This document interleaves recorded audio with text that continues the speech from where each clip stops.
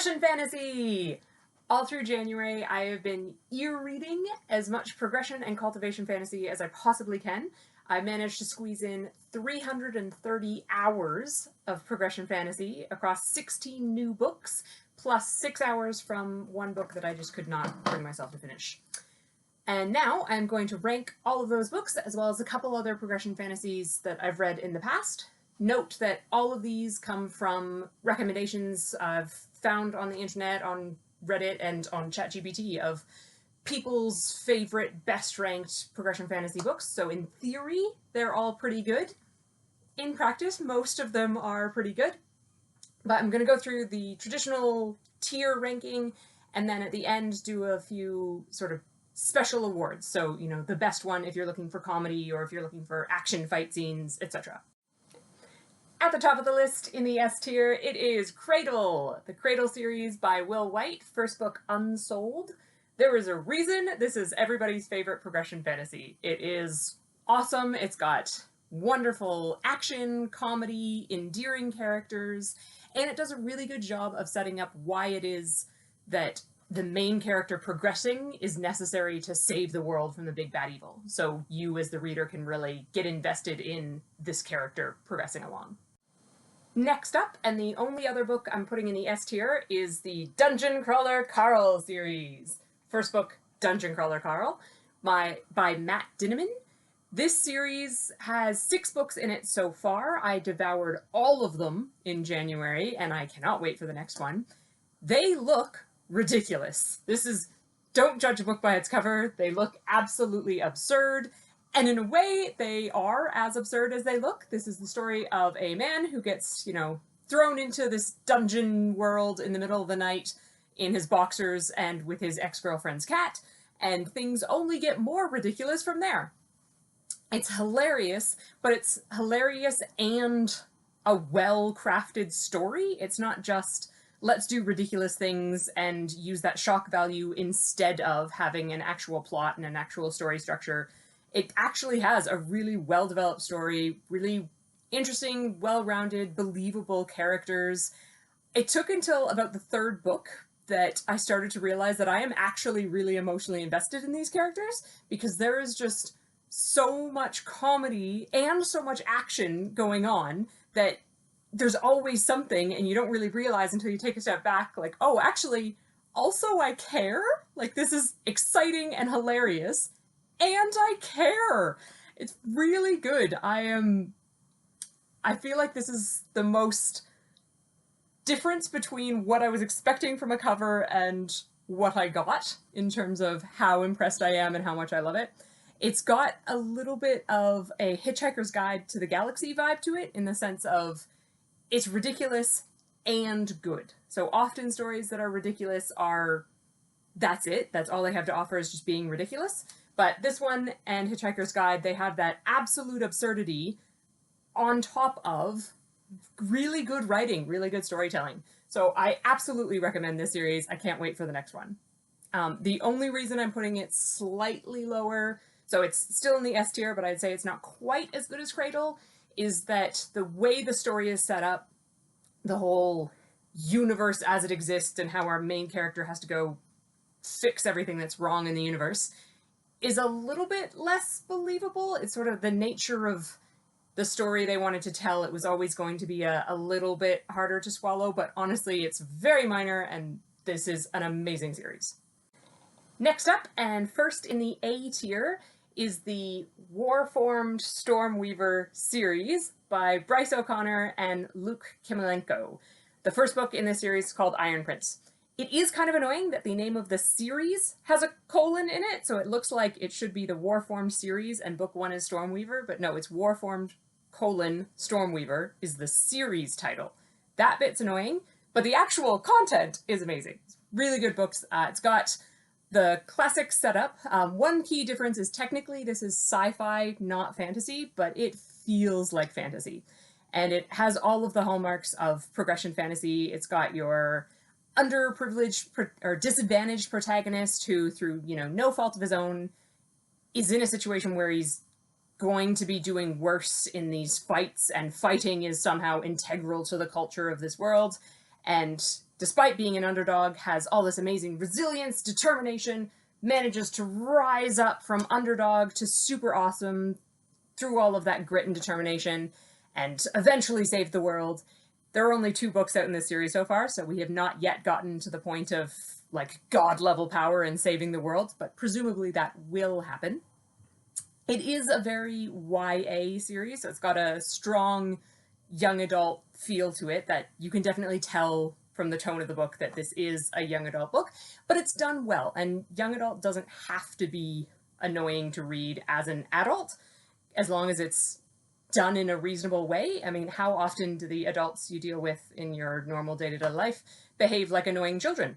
So if the young adults in young adult books behave like not annoying young adults, then they're actually totally fine. So it has that feel in the sense of it definitely takes time to handle issues when they come up. So if there are difficult conversations, difficult topics, or possible like sources of trauma, it's careful about handling those well, which is honestly a great thing.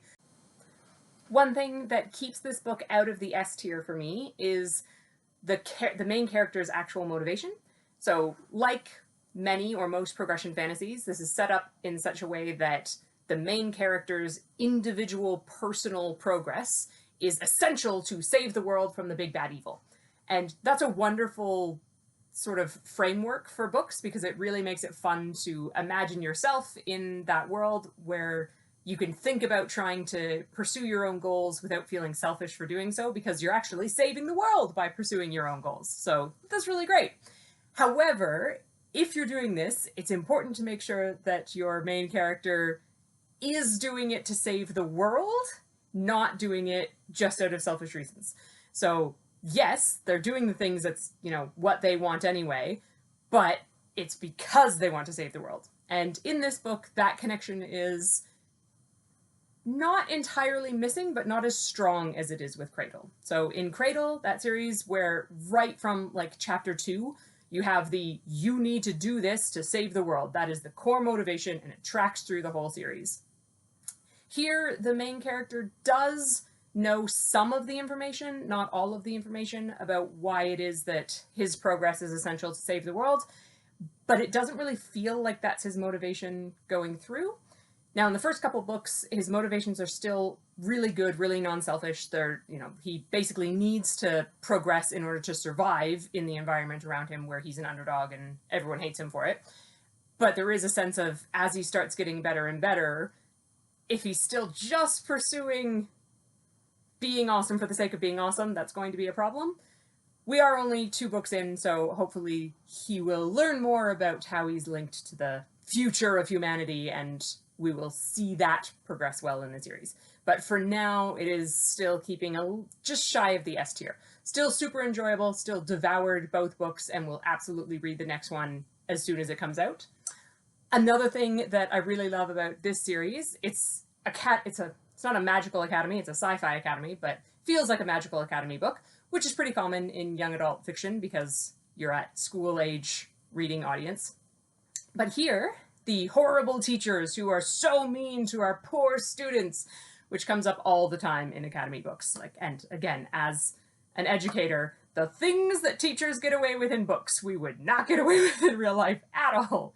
But in this series, the terrible teacher who, unfairly picks on our protagonist does actually have kind of realistic reasoning and realistic consequences, which I do like. So it's got that balance of your protagonist feels really hard done by, and it's kind of believable that a school could still operate this way, and that, like, if this happened, consequences would follow. So I do really like that. Next up is Street Cultivation, also in the A tier, a little bit below the Iron Prince, Warformed, Stormweaver, that series. It's just a little bit less epic, which makes it a little bit less of, like, addictive must-read. It's a trilogy, all 3 books are completed. It's a really cool concept.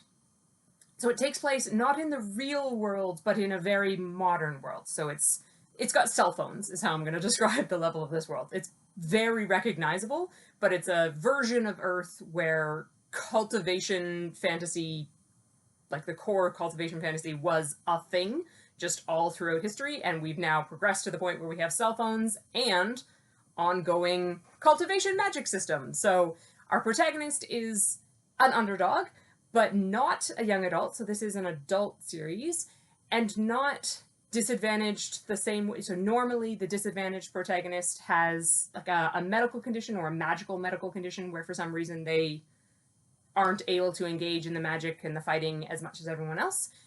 This guy is socioeconomically disadvantaged, which is very real world relatable and quite nice to see. So it makes the character and his struggles very believable, very relatable, and it's not so epic, because we're not saving the world from a crazy dark force. We're sort of trying to get by in a world where if you were born into a less well-off family, this is going to have problems, and it's sort of harder to climb out, and the system is really set up to keep you in your place, and we're following his struggles. Very relatable, really solid books. And into the B tier, alone, the only one I'm putting in this tier is the Immortal Great Souls series by Phil Tucker. First book is Bastion. Note, there are 2 books out in this series so far. I have only read the first one. January is only 1 month, and I was trying to squeeze in as much as possible with an emphasis on getting new, different series rather than reading every book in an individual series. So there are a couple that I've left unfinished. I will finish this eventually, though. It is good enough that I do want to read the next book. The concept is pretty cool. It takes place in hell, which is, it adds a bit of immediate excitement and urgency. You find yourself in hell, what's going on?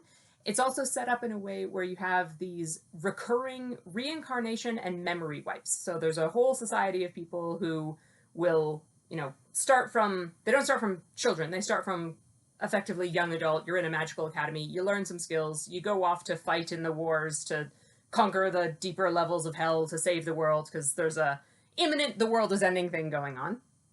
At some point in this ongoing war against the forces of hell, you might die, you get reset back to school, and then you start, learning again and working your way up through the ranks. But it means that, someone who was your boss before might then become your underling later, and you're not necessarily dying all in sync with each other. So it's pretty cool. And it means that you've got layers to the overall plot. So there's this progression. There's we gotta get stronger. We gotta get our extra special fight powers and fight moves to fight off all these demon hell forces. Also, need to try to uncover what happened in your previous lives, because what happened in your previous lives seems to be connected to some big underlying secret mystery about how the story of the whole world might be based on a lie, and we need to figure out what's going on. So it's got good multiple layers of mystery and just a neat idea of how a progression fantasy society could work, where people could be jumping around and you could be talking about, conversations that previous versions of that person had with previous versions of you, and also kind of allows the book to explore themes of how you would be a different person if you hadn't met the friends you have around you now. So, in previous versions, if I failed because I didn't have my amazing friends, but this time I'll succeed, and it's pretty cool. So I definitely recommend it. Next up is the C tier. These are the meh books. They're not bad, but not great. They're meh. So in here, I'm putting Arcane Ascension by Andrew Lo. The first book in that series is Sufficiently Advanced Magic. 1,000 Li by Tao Wong. The first book there is The First Step. And The Mark of the Fool by J.M. Clark. First book is The Mark of the Fool. Up first in the C tier is Arcane Ascension. I really did enjoy book 1, but I got frustrated with some of the characters being inconsistent in book 2 and just haven't gone further in the series. I probably will someday, but meh. It's a C tier. I will say it has great LGBT and gender diversity, not just in who pairs with who in a romantic pairing, but also in just day-to-day life and in how romance fits into the character's day-to-day life. So for some characters, it's a big deal, and for others, it's really, romance isn't their top priority, but gender identity might still be a big priority in their life. So it's nice to see the LGBT diversity not just in who hooks up with whom. That's cool. It does suffer from a lot of the issues of Magical Academy books. Not unique to Arcane Ascension, but they're there. In particular, there's this idea that the talented student, first-year student with, genuinely great potential should somehow leapfrog into just having all the skill equivalent of decades of work.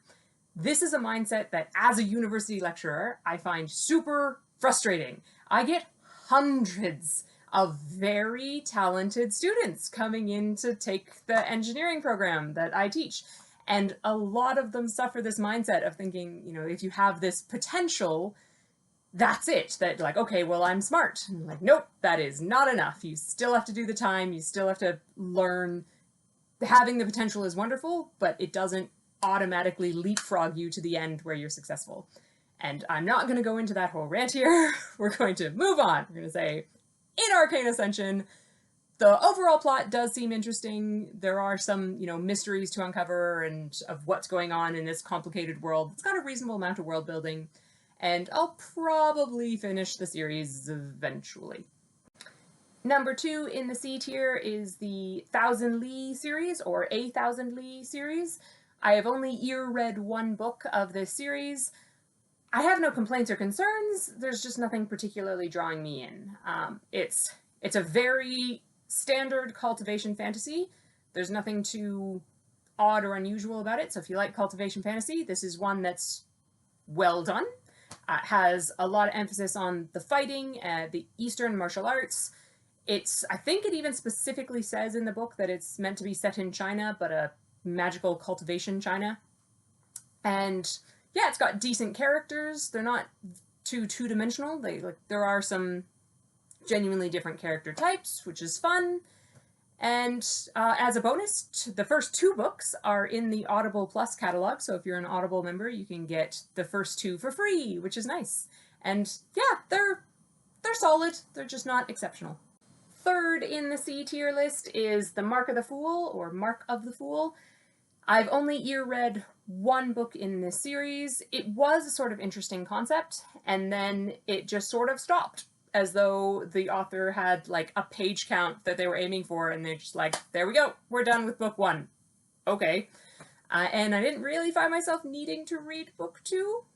The concept is cool. The nature of the magical situation and magical disadvantage for our protagonist, because it does have the, your protagonist is at a disadvantage but has to learn anyway. It's a very... So he gets put into a situation that can be a blessing or a curse, depending on how you look at it, so he's got to effectively learn a new way to learn, which I think is a really good lesson and good thing to think about. So it inherently puts him into lots of situations that are frustrating and make things more difficult, but where you can really see how thinking about things in different ways, can ultimately turn this disadvantage into an advantage, which is quite nice. It might get better. I just found it sort of dwindled away story-wise and stopped, but interesting concept. Overall, meh, C tier. I've skipped D altogether and gone right into the E tier, which to me is books that I did finish. They have enough merit that I did get to the end, and there's definitely something good in there, but there's also something bad, and that bad thing is annoying enough that I specifically dislike the book, but it may still be good for you if you don't have that same cringing, annoying thing eating at your brain as you try to read these books. So in this category, I'm including the Tao of Magic series by Andreas Laus and the Mother of Learning series by Nobody 103. That's obviously not the name so much as a username for writing these books. And for both of them, they do have cool concepts and they do have some redeeming aspects, but they also have just one major flaw with their main character that totally annoys me. In the Tao of Magic series, the concept is a magical accident takes someone from one magical world and whoops, they accidentally find themselves in this other magical world. But the magical world they started in has much more powerful magic. So when they land in this new world, it's all, totally new and different. They don't know anybody, But they are, as an individual, much more powerful than anyone else around. But that said, even though they're much more powerful, it's going to take ages to put together the resources and power to get out of that world and back to a more powerful world. So our protagonist decides to gather a ragtag bunch of teenagers with different kinds of magic potential, teach them his kind of magic so that they can grow even more powerful, and then, work as a group to eventually achieve getting off of this low magic world into the high magic world. It is a neat concept. It's set up really well for kind of satirical, funny stuff. There's an aspect of one bunny, like he finds a baby bunny and infuses it with power, and then it becomes this like super strong, amazing kung fu bunny that can like kick all the wizards' butt. So like the main powerful wizards of this low magic planet could not defeat this superpower kung fu bunny, which is really cool. The thing that gets me is this main character guy's show don't tell. So, and his approach to women. So he says very specifically many times that as this magical being who's centuries old, he's lived so much and learned so much and accrued so much power that by the time you reach his stage, physical appearance is really nothing. Doesn't care at all what people look like. It's all about the mind and the intellect and that higher level connection with other beings. This is what he says. What he does is have an ongoing boob size measurement program to monitor every person he meets and record their boob size, which is, not exactly in line with what he is saying. He finds this dragon lady that he quite likes, so, she morphs between a dragon and a woman, and he's like, oh, she's intriguing, and oh yes, he says he's attracted to her because he can tell looking into her eyes, she's seen centuries too, and of course I am attracted to this intellectual connection, and there must be depth of experience in her, not just that she's physically attractive. But then, when actually interacting with her, what he does, initially he's fighting, he has much more power because he's from this much more powerful world, so he's not too worried about winning, and he just kind of keeps sending his attacks at her because he likes the way her boobs jiggle when he does this. Not really how you form an intellectual connection, if that's what you're after. When he does have a chance to kind of have a conversation with her, instead of having a conversation, what he does is realize, he has so much more magical knowledge than anyone on this planet. So he's got something that everyone else would want. She definitely wants it, and he literally makes her do tricks like a dog, and in reward grants her like tidbits of this knowledge after like sending her around like, go do this, go do that. Wah! This is like, that in itself, not very new. Man uses power imbalance to take advantage of women is an unfortunately very realistic, believable circumstance. This happens a lot. What annoys me about this is that the way it's written, it does not seem to be a character flaw in the main character. It's not like this main character is believably and realistically flawed in how he interacts with women. It really, really feels like this author genuinely doesn't realize the issues. That this author thinks that saying, I care about an intellectual connection, is enough, and then everything after that, all the rest of that behavior is totally not at odds with that statement. And that's what gets me, is it really feels like it's presenting this behavior as appropriate, and that annoys me. Otherwise, the concept of the book is reasonably okay. It's got a kind of satirical tone, and it could be fun. And next up in the E tier, so E2 is the Mother of Learning series. Woo. Again, I've only read the first book of this series. It is better and worse than the Tao of Magic here. So it does have a quite good world-building system to it. Like, it's reasonably elaborate. There's a lot of aspects of this world, and the world building is done really well. There's a lot of information, but it's not given to you in one big info dump. It's really woven in through the story quite well, and you feel like you're getting information at a good pace, and it's not just, here's a piece of information 2 sentences before you needed to know it. It's just like woven in a really good way. It's set at a technology level where guns now exist, and guns are enough to shift the power balance so that magic isn't just the absolute be-all and end-all anymore. So now there is an actual threat to magicians from the normal people if they have guns. That's a pretty cool technology level. And the concept is really cool as well. It is a time loop at a magical academy. So our main character has to, is looping through about a month. And at the end of the month, there's a big bad event, and has to keep going through trying to find ways to stop this big bad event from happening, and also try to work out, why is this time loop happening? Because if he's stuck in the time loop forever, that's going to be problematic. And there are hints that the time loop might, not stick around forever.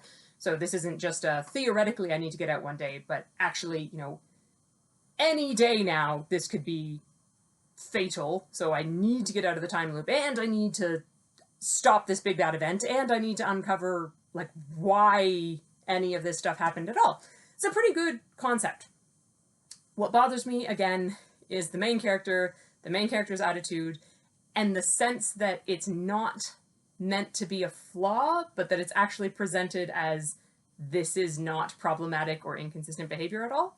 This time, the main character is your standard nerdy kid. You're not so popular, don't do sports, don't go to the dances, more bookish and smart, but not cool and popular nerdy kid.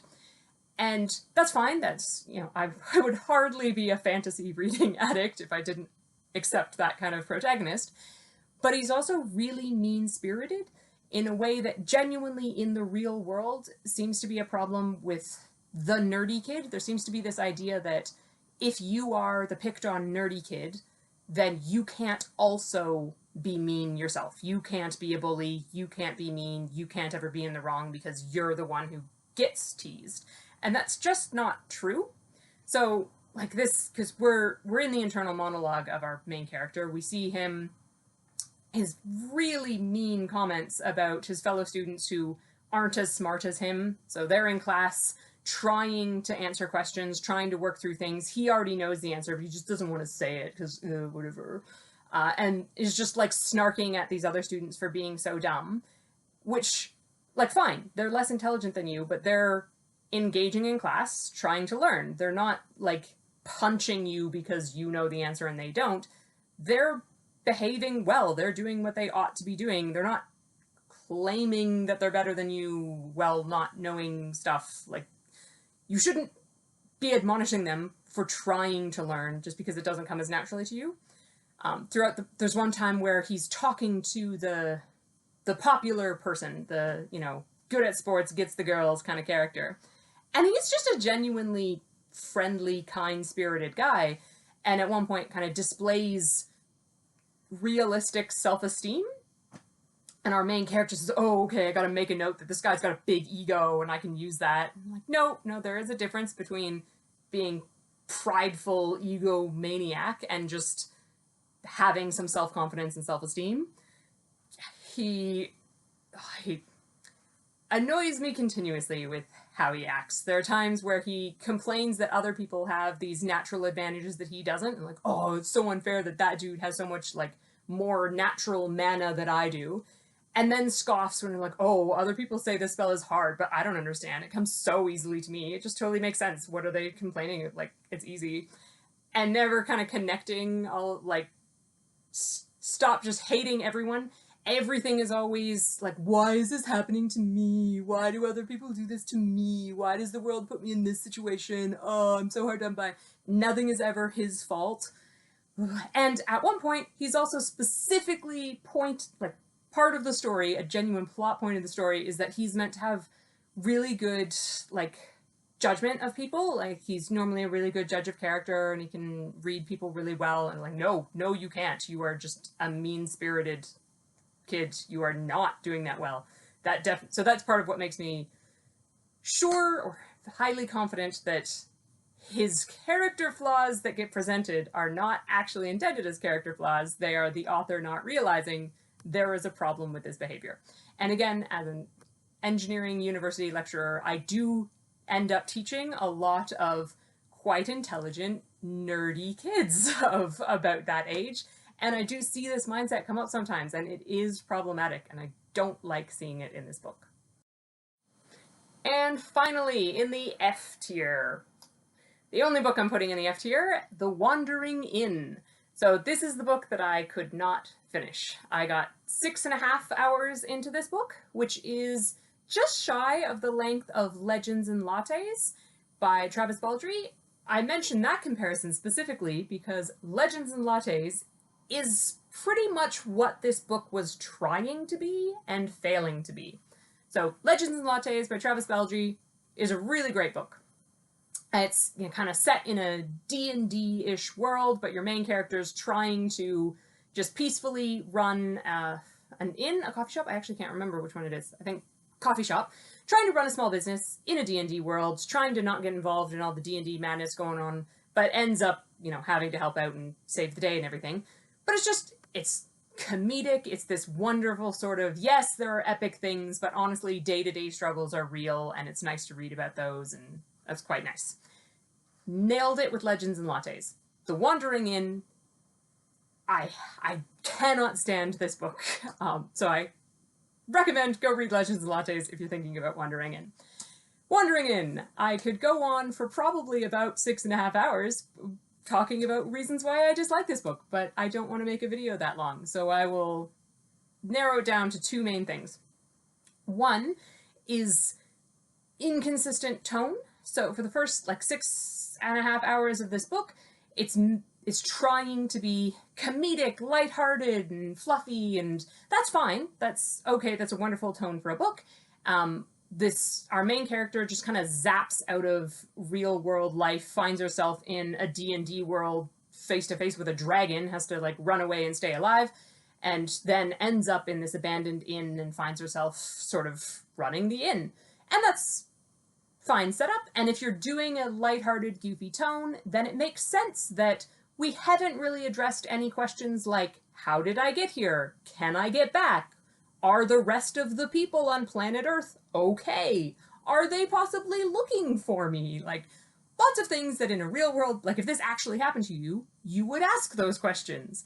But if we're just setting this up for the sake of having a comedic, real world person in a D&D inn to allow comedy to happen, fine, we can overlook all of that.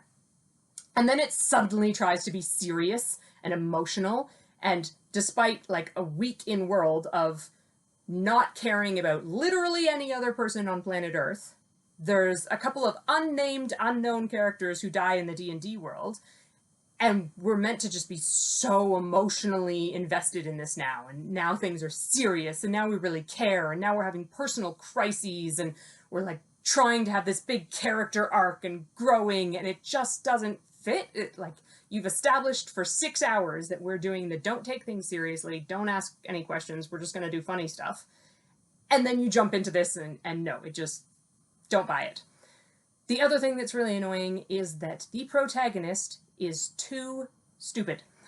And I really do try to avoid calling characters in books stupid, because I understand that if a character does something that I wouldn't do, that doesn't make them stupid. If a character doesn't think of the optimum best thing to do in a time crunch situation, that doesn't make them stupid. Acting illogically or irrationally in an emotional situation, again, not stupid, that's very believable human behavior. Or just, having different objectives to what I would have doesn't make you stupid. This character is stupid and is too stupid because she is presented as intelligent. So some of the things she does, I mentioned, we've just appear in this D&D world, had days and days, and has not thought of the planet Earth, has not thought of how to get back to it, if the people there are okay, if they're trying to contact you, if they're trying to find you, all of that. That does not come up at all. And it's not just, in the first 5 minutes, fine, you're running from a dragon, but there have been lots of downtime. She complains when she gets woken up. She's like, no, I want to sleep in some more. Blah, I don't like mornings. And, okay, again, that works with the funny tone, but, you have time.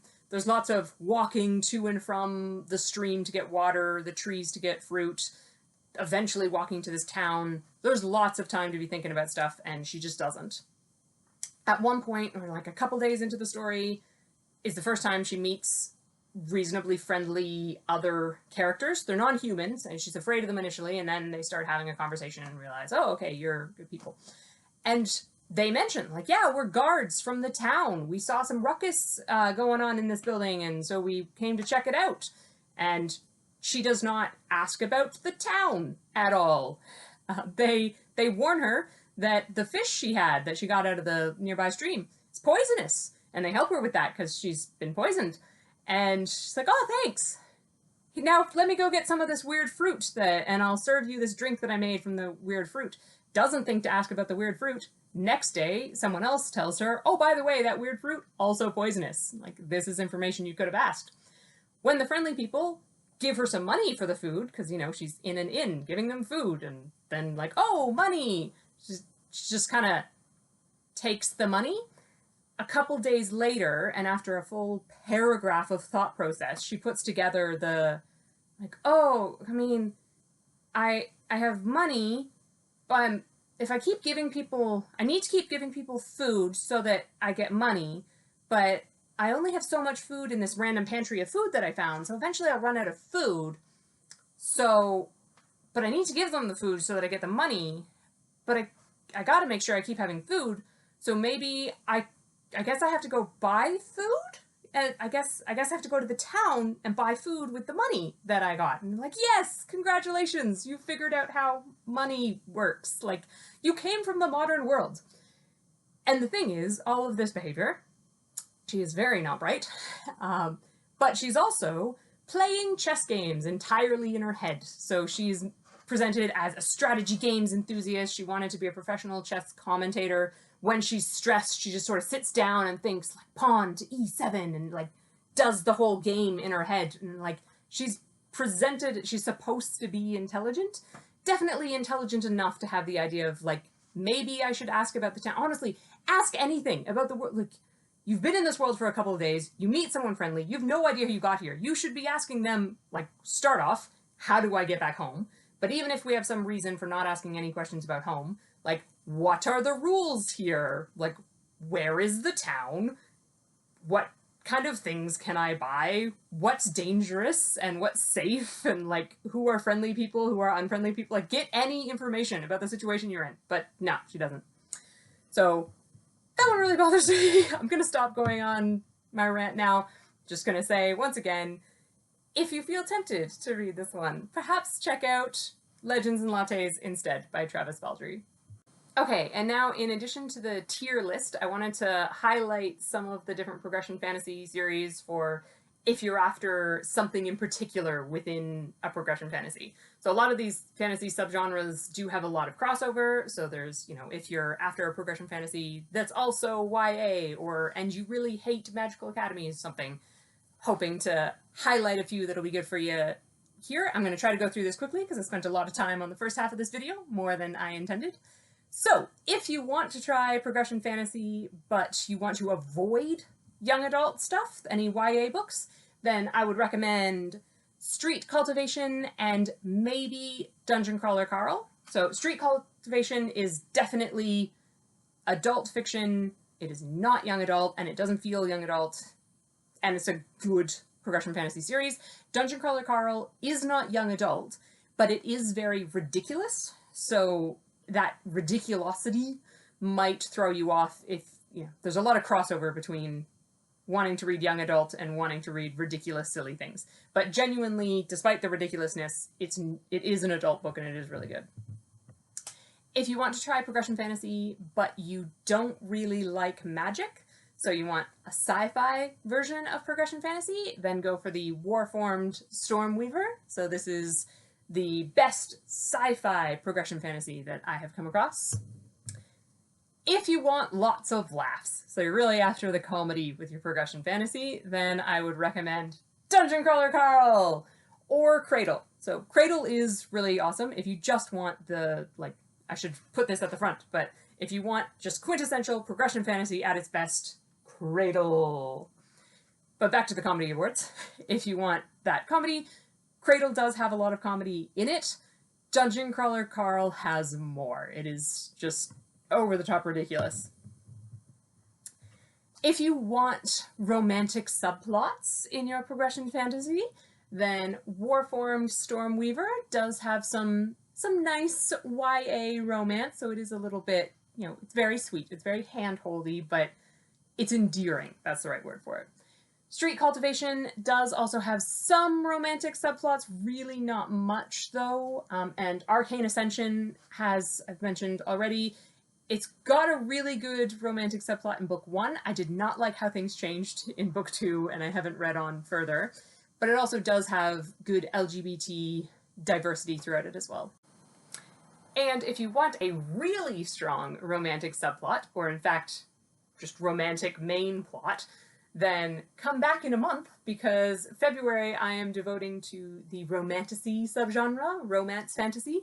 So I'm just reading as much of that as I can, and please let me know your favorites. I have already read Fourth Wing, but other favorite romantasies, please let me know. I'm all ears. And if you're interested yourself, then see you in a month with recommendations for the best of romantasy. Some other quick notes. I'm going to split up videos into these ranking videos, individual topics about specific books videos, and then general discussion topics on the subgenre videos. So stay tuned in the hopefully near future for discussion of progression fantasy related topic, the whatever doesn't kill you makes you stronger mindset and problems with that. I'm working out getting some expert guests from the School of Psychology at the Australian National University to come on as well, so that you have more than just me talking about why it is problematic to have this mindset. And finally, just noting that I am at, bing, 63% of the way to my goal of 10,000 hours of fantasy books. I'm only counting books that I've completed, so that 6 hours of wandering in is not included in the total. I'm also only counting strictly fantasy books, so books that are science fiction, like the Warformed Stormweaver series, not included in this total, and books that are kind of a bit of both fantasy and sci-fi, I'm putting off in their own separate category. So Dungeon Crawler Carl, which falls into that, is not included in the total. So I've actually only gone up 1% this month because of all of the sci-fi elements instead. But romantasy for February is going to be very fantasy heavy, so hopefully I will go up even more. And I'll see you in the next video.